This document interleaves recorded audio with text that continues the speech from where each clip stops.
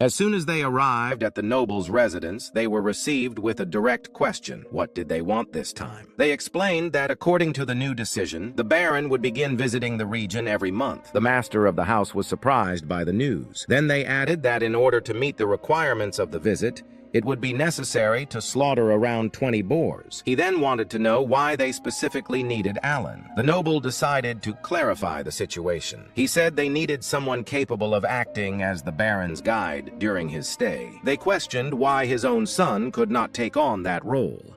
The man replied that Paloma was not suitable for the task. Alan understood immediately. Deep down, he knew that it was true. He agreed without resistance. The noble explained that he expected Alan to help demonstrate hospitality, beginning with a dinner before the hunt. Alan realized that the intention was to entertain him and please him, perhaps even win him over with small courtesies. Even so, he made it clear that he would not be easy to manipulate. The noble had heard comments that Alan's ideas had contributed to the success of the hunts the previous year. He was confident that the boy would be able to handle that responsibility. In Alan's thoughts, however, he cared little about the Baron. The reality was that as a serf, he did not have many options to leave the village. If he continued merely hunting boars and albatrosses, it would take at least 10 years to reach the status of commoner. The boy's father explained that if he refused, there would be no problem. Alan remembered something important. The Baron had the authority to grant the title of commoner. That could be his chance to rise in the social hierarchy. After reflecting, he decided to accept the role of guide. On the day of the Baron's arrival, the city was restless. Nobles made a point of flattering him. His daughter, Cecile, was also present. The Baron thanked Deboki for the work carried out over more than 15 years to establish Krina village. Ever since the land reclamation decree, he said that throughout the entire Grenell thief, there was no greater example of success. He apologized for the confusion involving the boar meat. He knew that the extra request was troublesome, but he could not refuse a direct order from the king. The host was shocked to learn that the request came from His Majesty himself. Irritated, he blamed Viscount Carmel for having mentioned the hunts before the king. The butler advised him to calm down and taste the meal. Upon trying the dish, he was surprised by the flavor and asked what kind of meat it was. Not knowing how to respond, the host remained silent until Alan asked for permission to speak. He explained that it was a dish from Albahan prepared with meat slaughtered the previous day. They had used breast, thigh, and liver, seasoned with fresh herbs. The Baron asked whether the boy was the host's son. He replied that he was not, that Alan was a separate case. Someone at the table recalled that he was Roden's son, the hunter. Alan thanked them for recognizing his face and informed them that he would be the guide on that occasion. The Baron was impressed by his manners and asked whether his father had been a knight. The host explained that he came from a family of serfs. Cecile showed irritation and questioned why they had allowed a serf to be present in the house. Her father immediately reprimanded her, asking her not to treat anyone that way. Even so, she continued to stare at Alan with displeasure. The Baron called the boy and asked whether he was prepared to present the details of the following day's hunt. Alan promptly agreed. The man explained that if they did not reach the mark of 20 bow, his knights would take the front line. Alan realized that he did not fully trust the serfs. Seal, on the other hand, became excited at the idea of seeing knights slaughtering boars. Alan apologized, but stated that 20 bow were a small number for them. Everyone was surprised to hear that coming from a child, he assured them that they would meet the target and that their performance would speak for itself. Before departing, the Baron asked Zeng to take care of his son and keep everyone safe. Zainov accepted without hesitation. At the camp, Alan indicated the hunting location and suggested that they climb the tower to observe the area. Cecil was impressed by the view. He explained that that was the forest where they faced the boars. Soon after they were informed that the hunters had arrived, Alan commented that the armor being used had been produced from scraps of hide, bones, and tusks from previous hunts, and asked that they convey thanks for the authorization. On behalf of his father, Roden, he explained that the strategy consisted of attracting the boars into the hunting zone. Speed was essential, which was why they used light equipment. He asked for patience as it might take some time before the animals appeared. The Baron was impressed and remarked that he would send a tutor the following spring to help Alan study for the academy entrance examination. The boy understood, but he knew that in the reality of Krina, studying was something distant. Suddenly a man appeared running, chased by a boar. He and his group raised their shields to protect themselves. Then they used spears to wound the creature, and Roden appeared to deliver the final blow. Everyone was impressed by the group's coordination.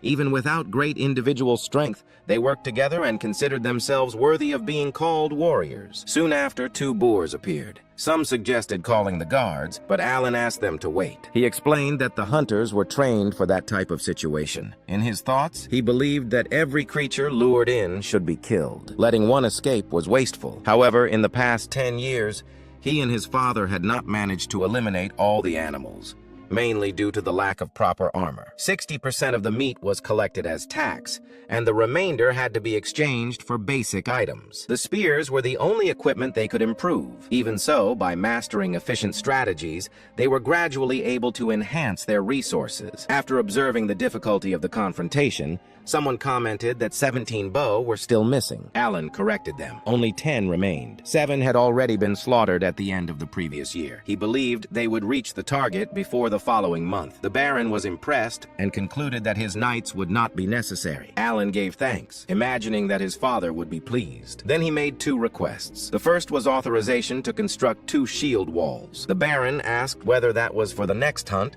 or already in preparation for the following year. He then asked if Alan needed anything else. As his second request, the boy asked for permission to acquire goods that were not available in the village, especially alcoholic beverages. He explained that he wished to trade them and allow their distribution among the servants. The man questioned the reason. Alan clarified that with the increase in the number of boars being slaughtered, there was a real concern that the abundance of meat might reduce the value of the village products. Exchanging part of the meat for imported drinks would help prevent a possible collapse in the local market. Furthermore, he emphasized that the hunters risked their own lives to be effective. The man understood the drink would help keep morale high. He stated that he would consider the request favorably. Alan expressed his gratitude. Before concluding, the Baron remarked that they had been fortunate and advised them not to let it go to their heads. The scene shifts to everyone gathered before the man. He praises the group's hunting skills and states that great achievements deserve rewards. Otherwise, he would not be a good Baron. Then he announces that he will grant them the social position of commoner. In Alan's mind,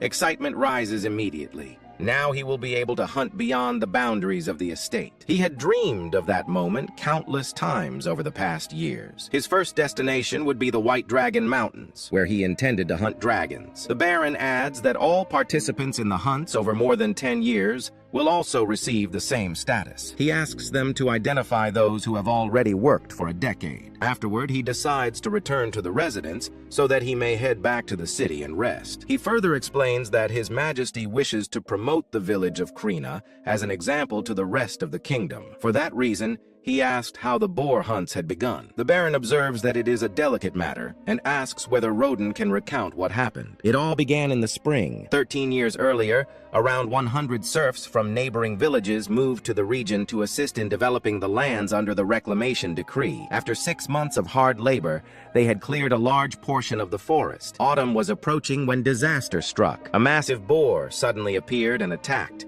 devouring most of the wheat and potatoes reserved for winter. Many of those serfs had gone to the frontier after suffering hunger in their former villages. Returning was not an option. It was then that Roden took the initiative. He proposed that they hunt the boars to obtain meat. At that time, they did not possess the weapons, armor, or knowledge they have now. Even so, all the men united using pickaxes and hoes as improvised weapons and managed to bring down a single boar. The Baron is impressed by the account and states that they should be proud for they united to accomplish an extremely difficult task. However, he reminds them that they lost a friend in the process. After defeating the boar, and their wounds were healed. Yet their companion was not as fortunate. He has told Roden many times that he should not blame himself, but he does not listen. At that moment, Alan finally understands why his father protected those commoners. He had already lost friends in that way. The Baron does not wish for such a painful memory to be revived. But he wants Roden to understand something. Despite the losses, the village would never have prospered without his prudent decisions. He wishes to honor everyone's bravery with new rewards. Roden then asks whether his son could work in the Baron's household. The man consults the butler about the existence of a vacancy. He replies that there is one. The request is then accepted. Alan, however, does not wish to work there because he needs to take care of his summons and feels that he must find a way out of that situation. expectation. Even so, seeing his father so happy, he keeps his thoughts to himself. Upon arriving home, he bids farewell to everyone. He decides to have one last sparring match with his friend,